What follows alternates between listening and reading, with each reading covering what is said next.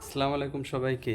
আপনারা যদি solar system স্থাপন করতে চাইতেছেন তাহলে এই ভিডিওটা আপনার জন্য। আর সোলারের জন্য সবচেয়ে ভালো কন্ট্রোলার সেটা খুঁজতেছেন তাহলে এই ভিডিওটা আপনার জন্য নেক্সট। যদি দেখেন তাহলে বুঝতে পারবেন যে PWM কন্ট্রোলার, আর এটা হচ্ছে বাংলা কন্ট্রোলার যেটা সচরাচর পাওয়া যায়, আর এটা হলো PWM।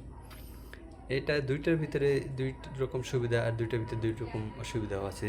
যদি আপনারা PWM ব্যবহার করেন তাহলে এটার ভিতরে যে সুবিধা অসুবিধাগুলো আছে, এটা হলো অটো চার্জার কানেক্টেড, এই সব কিছু অটো। আর এখানে অবশ্যই মেনু যে বাটনগুলো আছে এগুলো সেট আপ করে নিতে হয়।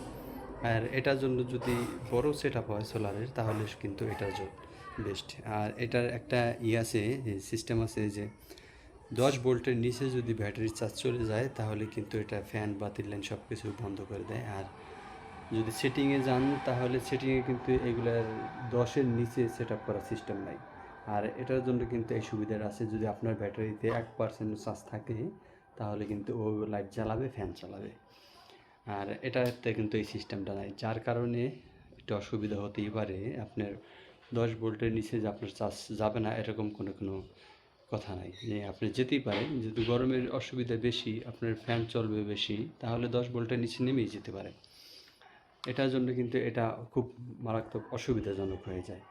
আর এটা একটা সুবিধা আছে কি, আপনার এখানে ইউএসবি পোর্টগুলো দেওয়া আছে, 5 ভোল্টের ইউএসবি পোর্ট। আপনি যদি বাসায় কখনো কোনো সমস্যার কারণে বিদ্যুৎ না থাকে, এটার মাধ্যমে আপনি মোবাইল চার্জ করতে পারবেন, এবং ইউএসবি পোর্ট চার্জারের মাধ্যমে সেই সব কানেক্টেড চলে ইলেকট্রিক জিনিস, সেগুলো চার্জ করে নিতে পারবেন।